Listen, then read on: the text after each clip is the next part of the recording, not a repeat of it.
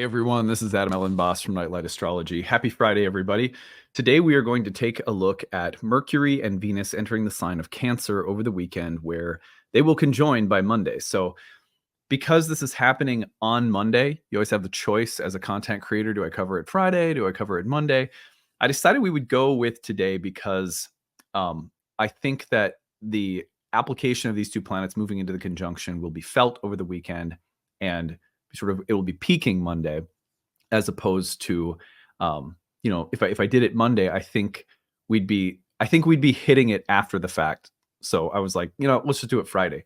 Anyway, I hope that it's useful and that you're able to get some good insight to help you notice and work with or engage positively with this planetary combination, which is very sweet. Going into the sign of Cancer, there's a lot of positives here to talk about. There's always some things to be aware of, but anyway, I think this is a pretty good one for us to consider over the weekend. And it also marks a shift, which we were talking about yesterday, from air to water, which is happening, broadly speaking, as all these planets in Gemini start moving into Cancer. So anyway, that's our goal for today. Before we get into it, don't forget to like and subscribe. Share your comments and reflections. Would love to hear from you. And you can find a transcript of any of my daily talks on the website, nightlightastrology.com. I'm going to take you over there right now. I know that some of you were at the webinar last night, but if you missed it, the 12th house webinar was last night, and you can get the replay of the talk under the live talks page or under the shop page. The 12th house talk I thought it went really well. It was a very interesting talk, and a lot of potential for healing when we understand our 12th house at a deeper level. So you can pick that up. You can get the recording, not too late. And then for courses, remember this weekend, first year course in Ancient Astrology begins on June 16th. Not too late to register. You can also use the need-based tuition option in the registration portion of the page. So check that out. And then the other thing to mention is the horary program. Horary begins on June 22nd.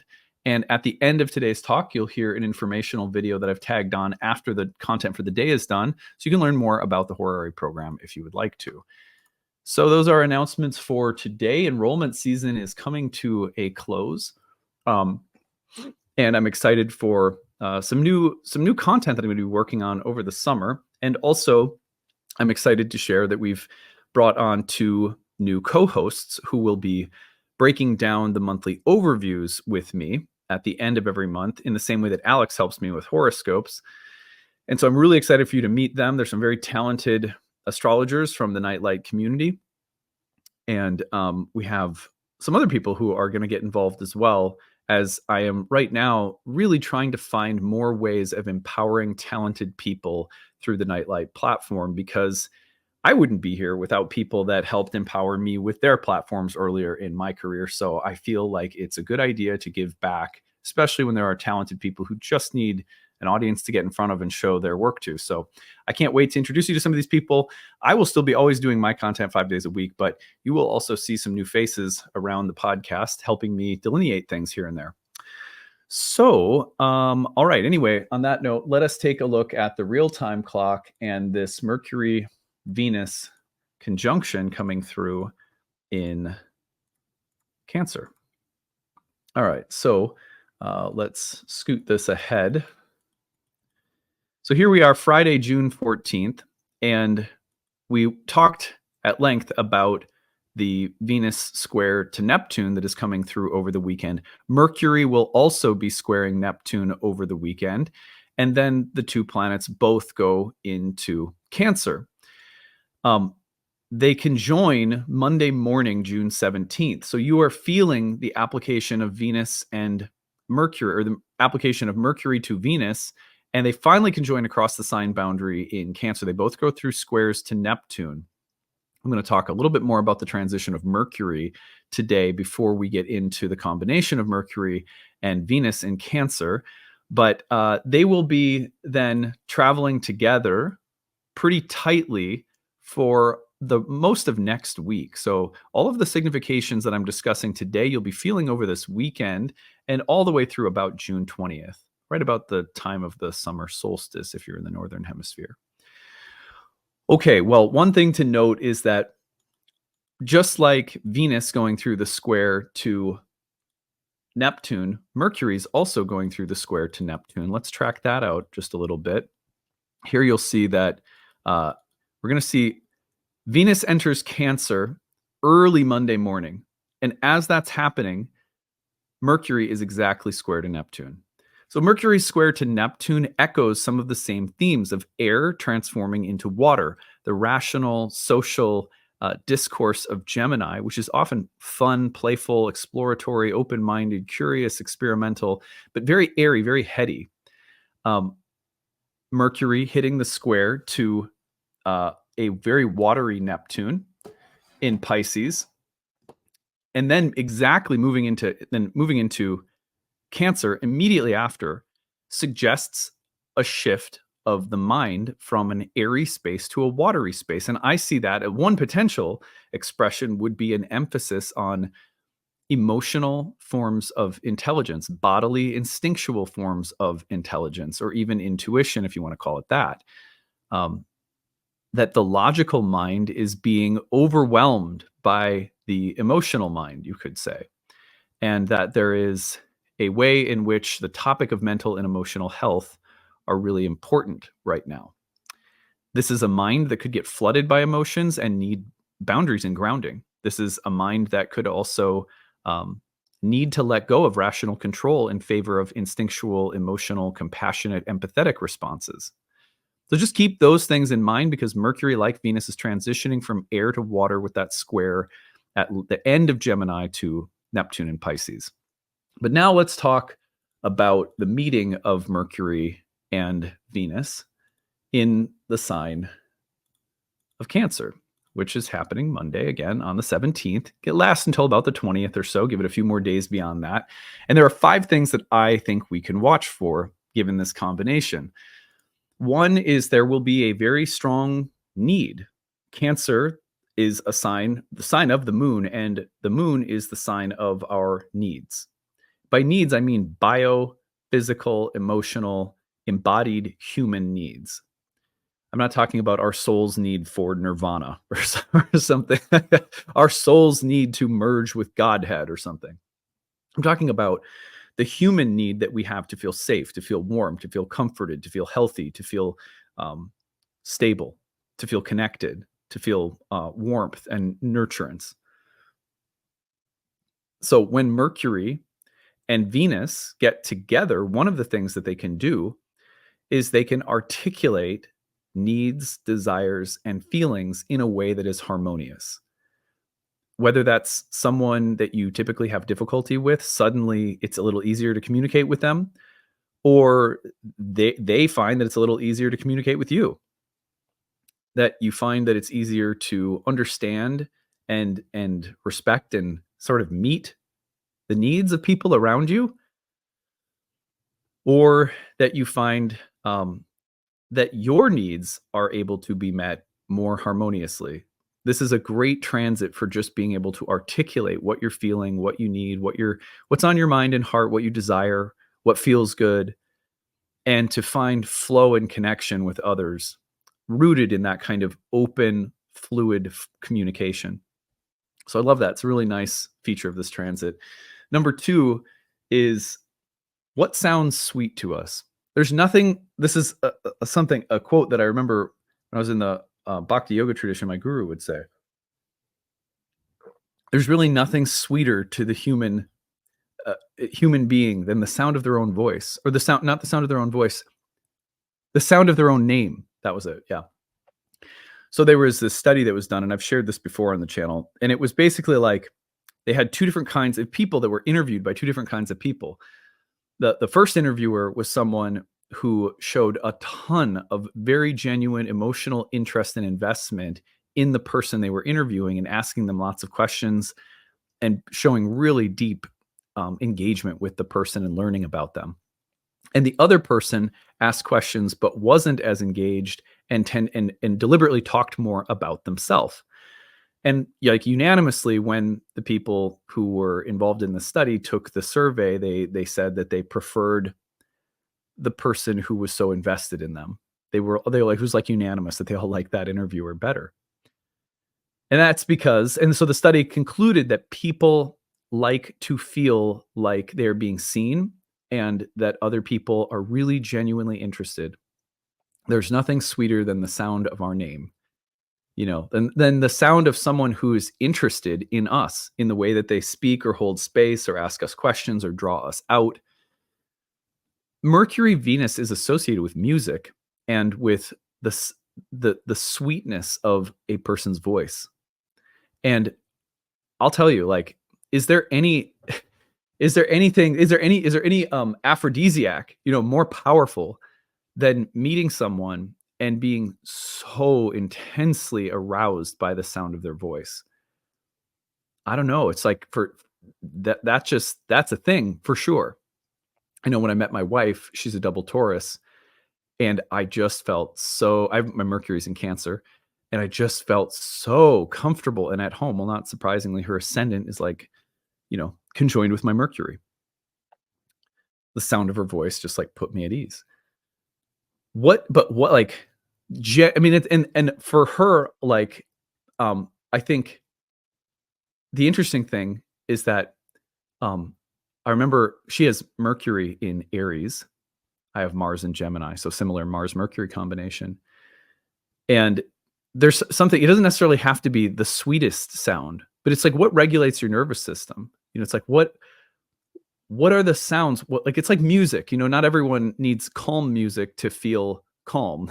It's like some people like getting into a zone with with rock music or pop music or jazz or whatever. So it's not that Mercury and Venus in Cancer can only sound soft and sweet. I mean, they tend to do that because it's a very watery lunar type of site. It's a very sweet placement, right? But in a broader sense, it's about getting in touch with what makes us feel, what regulates our nervous system, what gets us into a flow state, what makes us feel aroused or attracted, what makes us feel connected in terms of the people and the quality of the sounds that we hear coming from them, and the quality of their voice and the quality of their thoughts.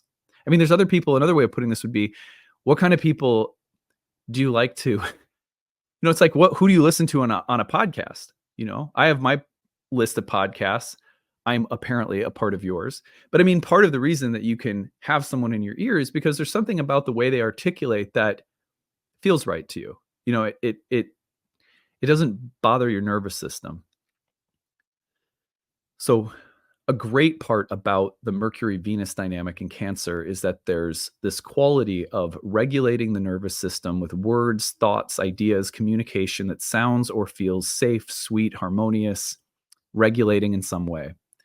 All right, number 3, art, music, poetry, and romance infused with emotional charisma. Cancer is one of the natural romantics of the zodiac. And one of the reasons for this is that it's ruled by the moon, and the moon is the natural planet of reflection, nostalgia. The moon is a reflective light in the sky. And the romantic is one who tends to reflect upon things and events and turn them around and fantasize and remember and think and replay. And also project fantasies and images and to dream, to daydream. There's something naturally reflective about the way a romantic engages with life. You don't just take things for what they are at face value, literally and concretely. You tend to constantly turn things and reflect upon them, catching light off from the different angles. That's all naturally like astrology is very lunar and very romantic insofar as we are always turning the jewel of our experiences and learning to see them in light of the archetypes. There's nothing more romantic than being able to see your life in light of these eternal, beautiful patterns in the mind of God or the gods, right? And it makes you feel connected to life on Earth. It makes life on Earth feel like something more, even as it is just what it is. And that's the kind of romantic quality. It can be a little sentimental. It can tip into delusion. Before Neptune was around, the moon was a planet of intoxication and delusion. But that's a part of artistic life as well, right? So anyhow, art, music, poetry, romance, the reflective mood and lifestyle just sort of stepping up. I'm going to be probably I've been slowly working on the next chapter of my book. It's been the hardest chapter to come by in my book so far because I'm writing about something that's more of a process for me internally in this new chapter. And I'm anticipating that I'll probably go from a conceptual stage to a flow stage when Mercury and Venus shift signs into Cancer, where my natal Mercury is. But one can hope at any rate. Number 4 is love and family history. Look, Mercury and Venus coming together can provide you insight, or it's like intelligence. Here's an intelligence report dropped on your desk from the universe. What's the subject matter? Your family history with respect to love, sexuality, relationships, safety, emotional regulation, So it's like getting a little insight, an understanding of the connection between love and emotional health and the psychological dimensions of relationships and home, family, love, marriage, because we're in the sign of the moon. Anytime Venus is in the sign of the moon, it's amazing how the topic of love and family history will come up. So I would watch for insight and communication with respect to how patterns in relationships are related to the past or to family history or ancestral karma. And number 5 is the way in which Mercury and Venus will seek to regulate the nervous system. I saw something that was it was so dead on.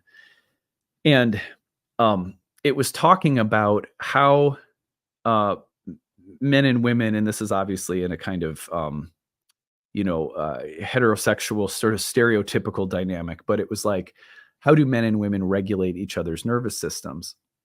And there were many different ways that it talked about, but I was like, it's interesting to note that we all have different ways in which we experience our nervous systems in flow and harmony, and different things that the people around us do to help us regulate the nervous system. So one of the things that I thought, oh my God, this is so true for the way that it described women or like husbands. Here's what you can do for your wives. This was a pretty cheesy thing that popped up in, like, I want to say like my Instagram feed or something like that. So, but it was like, the tagline was like, make her feel safe. And I was like, it seems a little, I don't know, it seems a little trite. And then I started thinking about it, and it was like, everything that you can do around your wife to help make her feel safe and relaxed. I think it was safe and relaxed. So it was like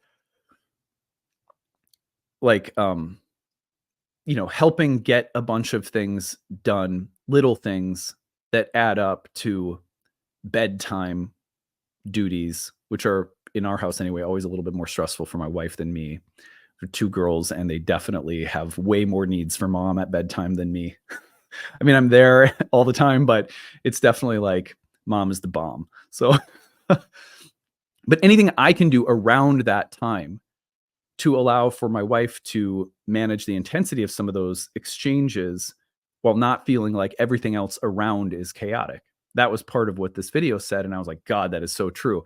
Because if I get the bath ready, if I make sure the dishes are done, if I blah, blah, blah, if I do all these things that are kind of like, I'm like her wingman, and I'm making sure that everything around her feels more stable and peaceful, she is so much more on her game with the intense interaction she has with the kids at bedtime. This is just one example that came to my mind, but my wife's a double Taurus, right? So, and Cancer rising. So she particularly loves when I'm doing things to try to create more peace and stability in the environment around her. And then she's really relaxed, and she always gives me the feedback that it means so much to her. And then on the flip side, what I thought was interesting was there were some different things that not all of them I resonated with, but one that really resonated with me was like, and this goes back to that book. You remember that book that came out a long time ago now? It was like the 5 love languages, but it was like, like praise and touch, like hugs. Like, I'm a very physically affectionate person, like getting some hugs and some words of appreciation and stuff like that. But anyway, and whether those, I'm not saying that there's some kind of hard truth to these things. I just found it very interesting. And the reason I'm mentioning all of this is because I think that one of the things that can happen with Mercury and Venus and Cancer is we can just become more aware of what the people around us, what are the little things we can do to help them just have like a smoother ride. to help regulate their nervous system, if you want to call it that. But like, what are the little acts of tenderness and care that we can provide the people around us, the everyday environments, so that everything just flows a little bit more easily? I find that it's also a little easier with a transit like this to make our needs known as well, to say, here's the little things you could do to help me. Um, I feel like 99% of what I've learned about marriage and family to date is not about big overarching ideals and principles as much as it is about tending regularly with devotion to small things and trying to set aside my own gripes and needs to care and tend to the things around me. And if I do that, and I do that with a generous heart, then the people around me, my wife, the kids, it responds in kind. I feel like that's the essence of everything I've learned. That is such a Mercury Venus conjunction in Cancer kind of like life observation. And obviously there are so many other life observations. I'm not here to be some kind of self-help guru. You do you, but to me, Venus, Mercury in Cancer, what are the little things that I can do to help create a more peaceful environment around me? And just do those things and notice that when you do those things with love and care and tenderness in your heart, that the environment tends to feed back. The people around you care for you as well. But if you need to also make your needs known, you can do so in a way that's sweet and honest and intelligent and direct. Like emotional harmony is on the menu with this transit, and so you should be able to also say what you need. If you're not getting your needs met, there's an opportunity here to communicate them. All right. Well, I don't know. I kind of feel like I butchered my way. I was just like, felt really messy, but I hope that it made some good sense. And yeah, I'll leave it there for today. If you stick around after I sign off, you can learn more about the upcoming horary program. Starts soon. First year class starts this weekend. Not too late to sign up. Pick up the 12th house talk if you missed it. Lots of good stuff coming up. Thank you guys. I hope you guys have a great weekend. Bye. Hey everyone, thanks for sticking around. I'm going to tell you guys more about the upcoming horary astrology program, which begins later in June. And I hope that if you have never learned anything about horary, that you will, at least in listening to this, be exposed to horary astrology, have a little bit of an understanding of what it is. And if not now, then maybe sometime in the future, you can take time to study it. It is one of the forms of astrology that dates back to the earliest eras of astrology, the Hellenistic era, the medieval era, the early Indian period of astrology. And it is a branch of astrology that is concerned with specific predictive questions. So, for example, a horary question is usually formed in terms of a yes or no answer, and it is cast from the location of the astrologer at the time that the astrologer receives the question. So a typical horary question might be, will I get the job? Or will we get married? Or my cat went missing, will she come back? There are applications of horary astrology that involve the location of missing items, like where is my missing pen? Or where is, I actually helped a farmer one time locate a missing bull that had gotten out of the pasture. So it's a really, really fascinating form of astrology. It's very old, and it is like the birth chart of a question, a predictive question. So again, if I receive a question from someone and it's like, will I get the job? Then I cast that chart at the time I get the question. I usually use the receipt of the email time. And then I cast a chart for that question.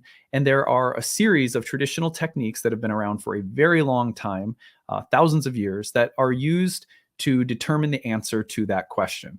So with that in mind, let me show you a chart and you can learn, see what it's like in real time.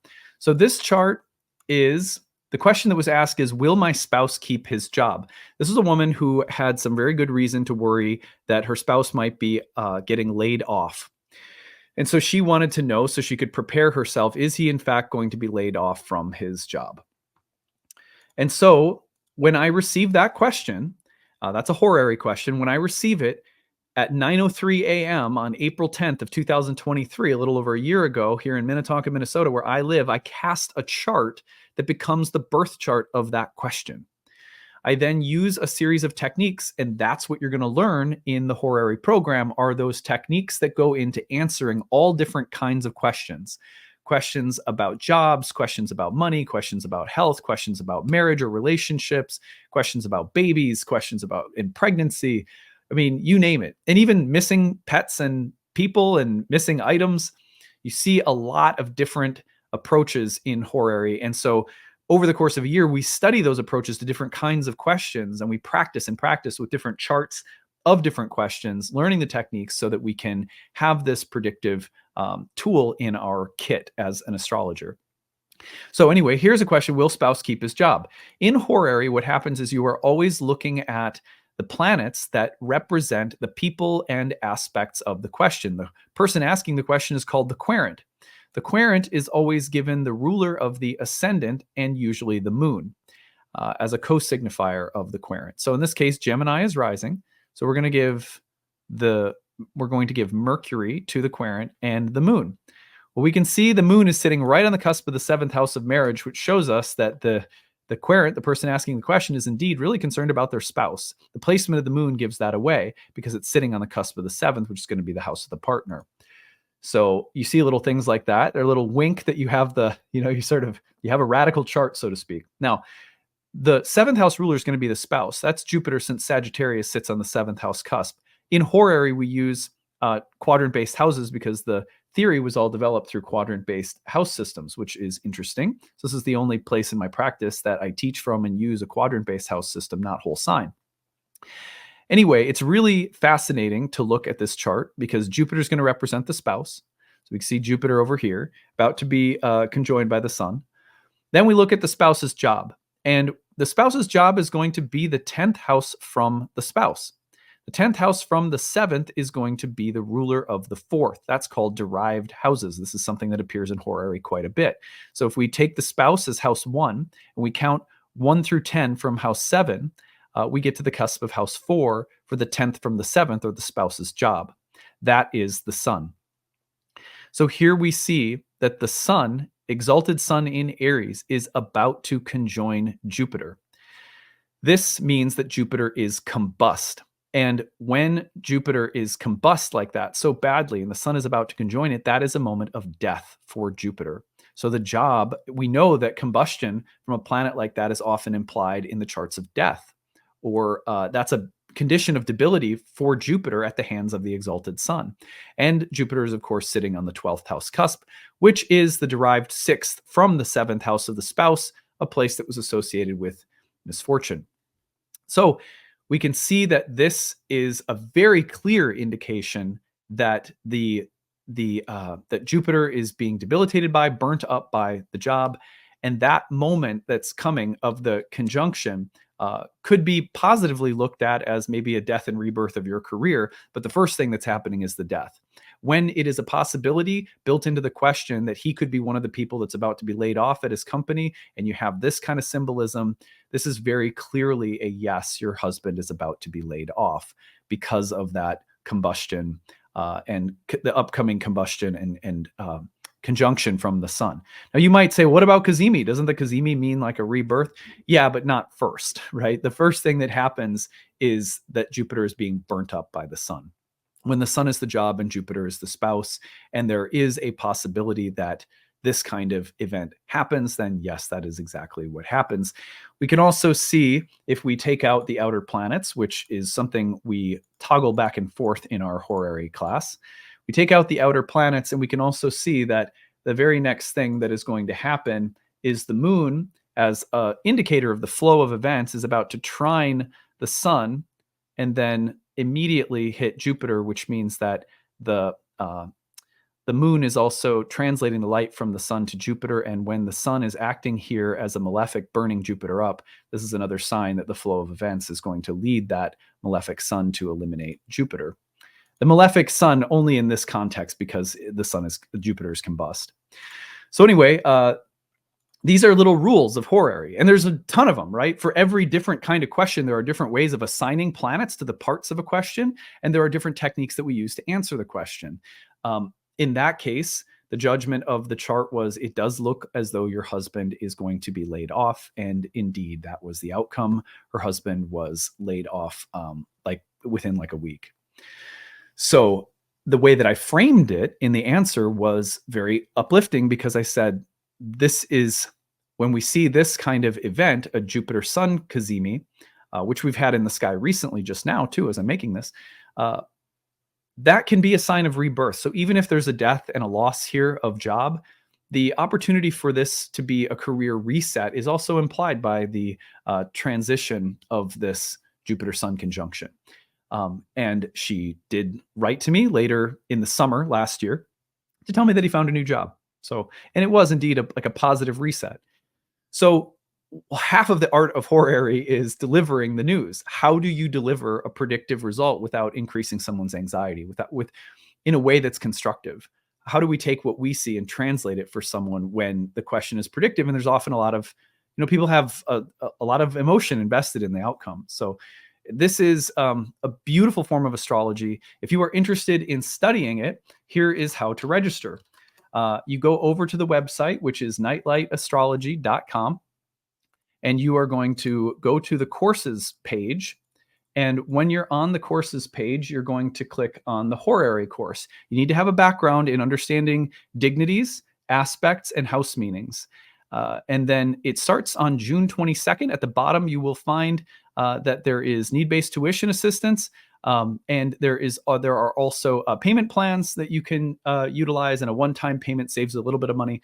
So, but if you need tuition assistance because it would be impossible for you to take the program otherwise, please be sure to check that out and come study horary. It's an amazing, amazing form of astrology. If I could do nothing but practice horary, I would, because it is so interesting to see the unique picture of each situation come to life in the context of a horary reading. There's no birth chart needed for it either. It's amazing that astrology can work that way. We always think, it has to work off from a birth chart. No. We can use astrology just like we use tarot cards. Cast them out at the moment a unique question comes up. Cast a chart at the moment of a question, and you have a series of techniques and approaches that can help you answer it. So that's horary in a nutshell. I hope to see you guys there, and thanks for listening.